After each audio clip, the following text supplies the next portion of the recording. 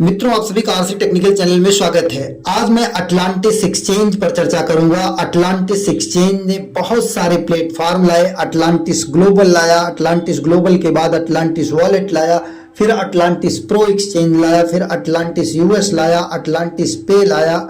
इस तरीके से बहुत सारे प्लेटफॉर्म इनके वेबसाइट पर आते रहे और अब अटलांटिस ग्लोबल जो इनका सबसे पुराना प्लेटफॉर्म था, जहां लोगों ने मेहनत करके बहुत सारे डिफरेंट कॉइन माइन किए थे, वो ओपन ही नहीं हो रहा है। और इसके अलावा जो है ये नए नए आईसीओ और आईडीओ में लोगों को नए नए कॉइन परचेज करा रहे हैं। तो इसी को देखते हुए इनकी कम्युनिटी में एक आदमी पूछा कि आपकी लीगलिटी का क्या सबूत है। तो वहां पर इनके एक मॉडरेटर ने लीगलिटी का कुछ सबूत दिया।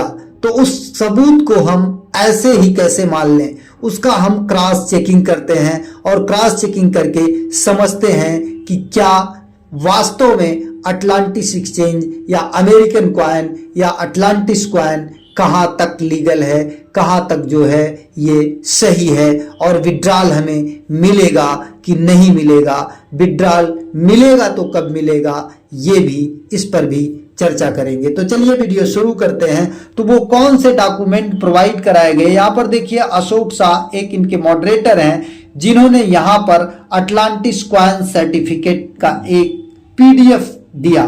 ध्यान दीजिए, ये क्रिएटेड पीडीएफ बिल्कुल लग रहा है। यहां पर ना तो उस वेबसाइट का जिक्र है जहां से आप इसे चेक कर सकते हैं, और ना ही सोर्स केवल बताया गया है द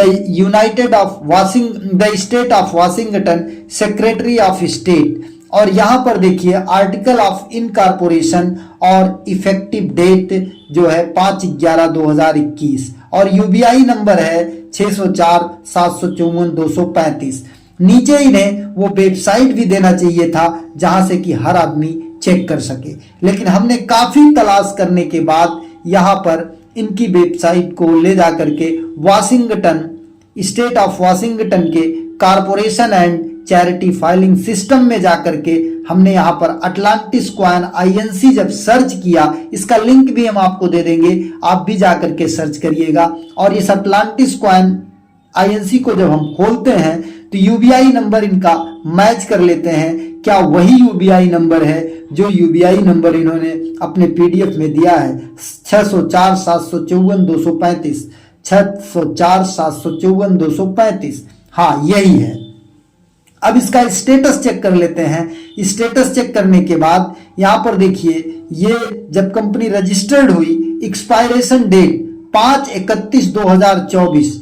ध्यान दीजिएगा, इसका जो एक्सपायरेशन डेट है वो 5/31/2024 को ही इसका रजिस्ट्रेशन एक्सपायर्ड कर गया है। और इसके बाद इसका जो फॉर्मल रजिस्ट्रेशन हुआ था 5/11/2021 को हुआ था। अब यहाँ पर देखिए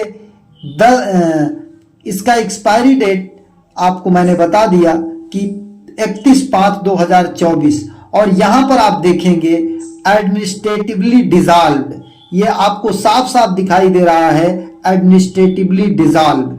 अब एडमिनिस्ट्रेटिवली डिसॉल्व क्या चीज होता है, इसको समझने के लिए हम सीधा गए चैट जीपीटी पर कि देखते हैं कि क्या लीगल एंड टर्म इसका होता है। यहां पर आप देखिए कि administratively dissolve means that a government authority, usually the states business registry और secretary of states, has officially closed और रिवोक्ड ये company's legal status because it fail to meet the certain administrative requirement.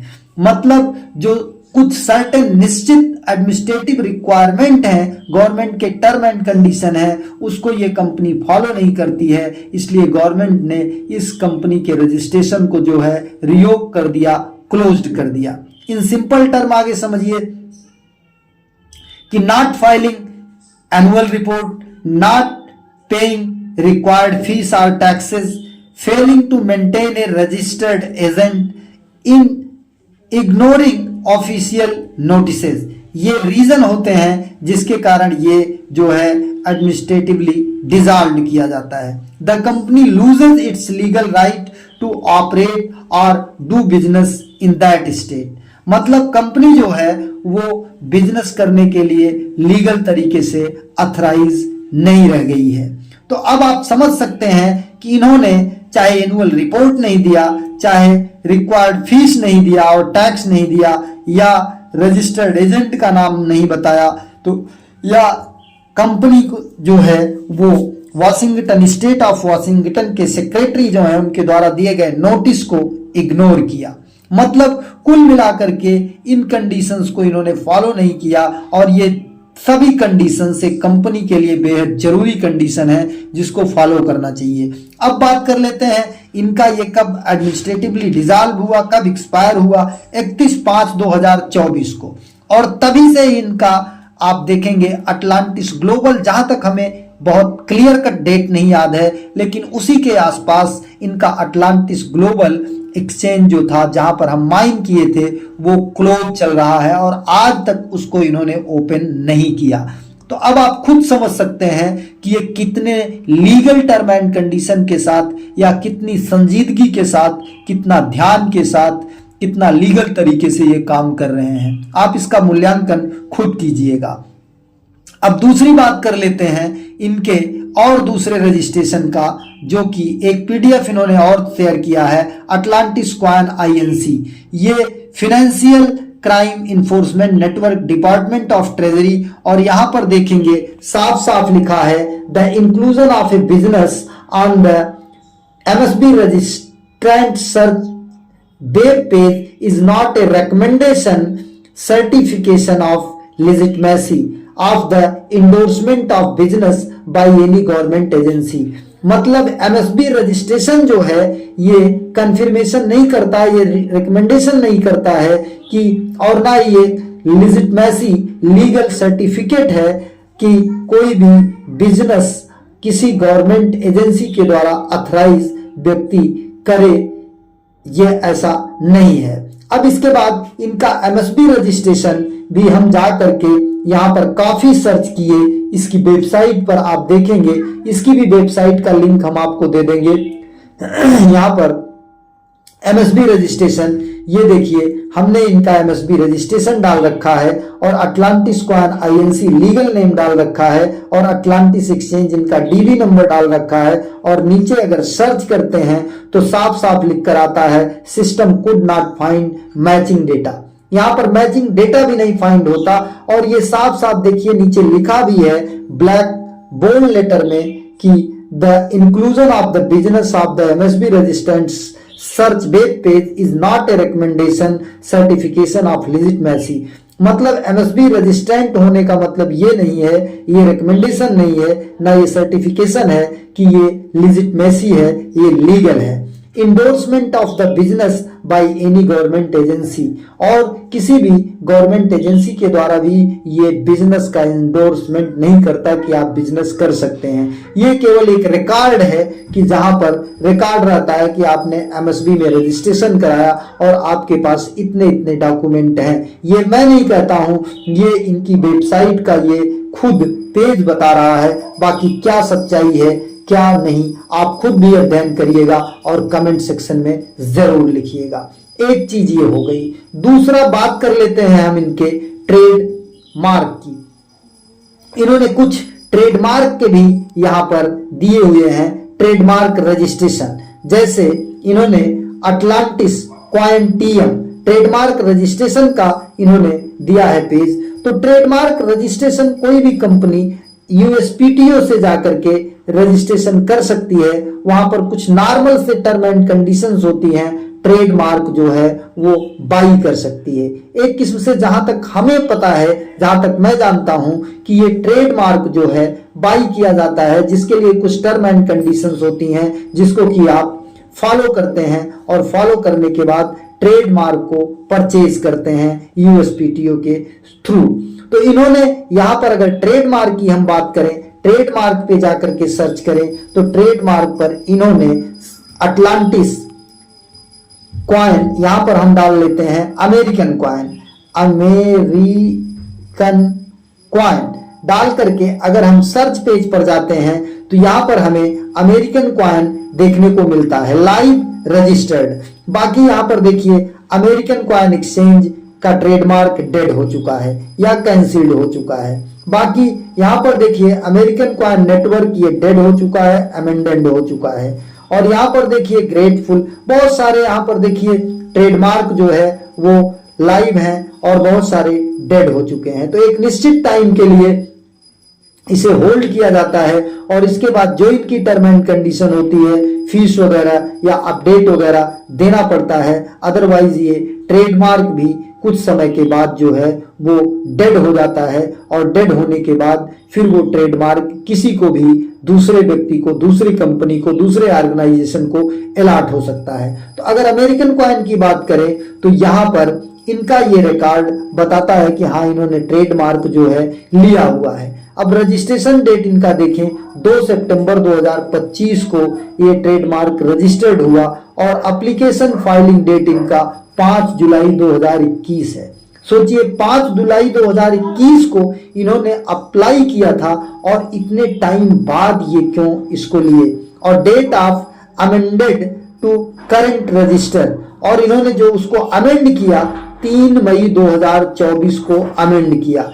तो इसके पहले जो इनका registration था एक ट्रेडमार्क का, वो यहाँ पर देखिए इन्होंने 2 नंबर दिया है। एक यहाँ पर आकर के देखेंगे तो ये आपको रजिस्टर्ड जनवरी 2023 प्रिंसिपल रजिस्टर। फिर इसके बाद इन्होंने एक और कॉइन का दिया है। तो ये ट्रेडमार्क का बहुत ज्यादा कोई मतलब नहीं होता जब तक कि कंपनी किसी भी गवर्नमेंट के द्वारा जो है वो रजिस्टर ना हो। ये देखिए अमेरिकन कॉइन 36 और 42 2 नंबर इनके हैं सीएल नंबर, जो कि सितंबर 2025 को ये दिखा रहे हैं और यूएसपीटीओ की वेबसाइट पर भी ये दिखा रहा है। तो अब आप खुद समझ सकते हैं कि कंपनी गवर्नमेंट में रजिस्टर्ड नहीं है, गवर्नमेंट ने जो है उसको रिवोक कर दिया है, एडमिनिस्ट्रेटिवली डिसॉल्व कर दिया है। डिसॉल्व की कंडीशन भी मैंने बताया।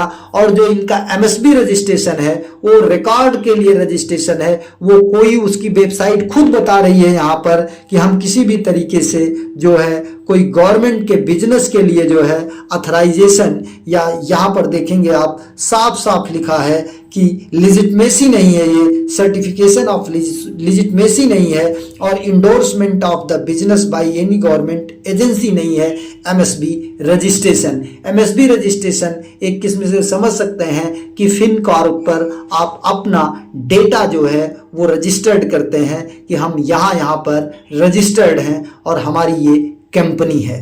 तो अब आप खुद समझिए कि जब इनकी कंपनी जो है, जो मेन कंपनी थी इनकी अटलांटिस कॉइन, ये अटलांटिस कॉइन आईएनसी जो कि रजिस्टर्ड थी कहाँ पर, कारपोरेशन में वाशिंगटन स्टेट में, स्टेट ऑफ वाशिंगटन के सेक्रेटरिएट में, कारपोरेशन सेक्रेटरिएट में, वो 2024 को ही डिसॉल्व हो चुकी है 31 मई 2024 को। तो अब इनका क्या स्टेटस है, ये पुराने सर्टिफिकेट को दे करके पीडीएफ क्रिएट करके लोगों को बता रहे हैं। वहां पर वेबसाइट भी नहीं बता रहे हैं कि किस वेबसाइट से जाकर के आप सर्च कर सकते हैं। नीचे सोर्स देना चाहिए और सोर्स देने के बाद केवल इतना लिख देना कि रजिस्ट्रेशन नंबर ये है, पर्याप्त नहीं होता है। तो अब इनके विड्रॉल की अगर हम बात करें तो विड्रॉल इनका कब होगा, अब ये तो यही बता सकते हैं। बाकी इनके आप अपडेट को देखेंगे तो ये बार बार अपडेट देते रहते हैं कि अब 2 महीने बाद करते हैं, अब 3 महीने बाद करते हैं। साथ में आईडीओ आईसीओ ला रहे हैं, केवल लोगों से आईडीओ आईसीओ यूएसडीटी में, बीएनबी में, इथेरियम में, अदर कॉइन में परचेज करा रहे हैं। विड्रॉल कब मिलेगा इसका कोई गारंटी, कोई अता पता नहीं है, केवल अपडेट पर अपडेट मिल रहा है। बाकी अगर कोई आपके पास और लीगल जानकारी हो जिससे कि ये कंफर्म हो सके कि ये जानकारी जो है, जो मैंने दिया, ये मैंने वेबसाइट से दिया है, किसी भी तरीके से मैं अपनी तरफ से नहीं बता रहा हूं, इसीलिए लाइव खोल के आपको दिखा रहा हूं। मेरा कोई उद्देश्य नहीं है किसी कंपनी को डिफेम करना, लेकिन जो सच्चाई है वो आप तक पहुंचाना जो है जरूरी है। क्योंकि हमने आपको अटलांटिस एक्सचेंज शेयर किया था, आपने मेहनत किया, यहाँ पर बहुत सारे कॉइन कलेक्ट किए, लेकिन अब ये डेट पे डेट देते चले जा रहे हैं कि अब आपको विड्रॉल मिलेगा, अब आपको आपको विड्रॉल मिलेगा। साथ ही कॉइन बाई करा रहे हैं लोगों से और फंड कलेक्ट कर रहे हैं। तो अब इनकी क्या स्टेटस है, अब ये तो यही बताएंगे। बाकी अगर आपके पास कोई स्पेशल जानकारी है जिससे कि इनकी लेजिटमेसी 100% प्रूफ होती है तो आप जरूर कमेंट सेक्शन में लिखिएगा। अगर मुझे ऐसी कोई जानकारी मिली तो हम उस पर भी एक वीडियो बनाएंगे जिससे कि इनकी लेजिटमेसी प्रूफ हो सके। लेकिन अभी तक के इनके पेपर से मेरे समझ में नहीं आ रहा है कि ये लीगल तरीके से काम कर रहे हैं। बाकी मेरा कोई भी उद्देश्य ये नहीं है कि मैं किसी तरीके से फिनेंशियल एडवाइस आपको दूं। ये वीडियो केवल एजुकेशनल पर्पज के लिए है, किसी भी तरीके से कोई वित्तीय सलाह नहीं है, ना किसी कंपनी ना किसी ऑर्गेनाइजेशन को डिफेम करने का मेरा उद्देश्य है। लेकिन सच्चाई जो रिकॉर्ड के अनुसार, जो ऑनलाइन रिकॉर्ड उपलब्ध है उसके अनुसार जो निकल कर सामने आ रही है वो आप तक पहुंचाना हमारी जिम्मेदारी है, क्योंकि हमने आपको अटलांटिस एक्सचेंज शेयर किया था, आपने मेहनत किया और अभी तक आपको कुछ भी यहां से हासिल नहीं हुआ। बाकी अगर वीडियो अच्छी लगी हो तो लाइक कमेंट शेयर जरूर कीजिएगा। एक नए वीडियो के साथ, एक नए अपडेट के साथ पुनः हाजिर होते हैं। तब तक के लिए नमस्कार, जय हिंद।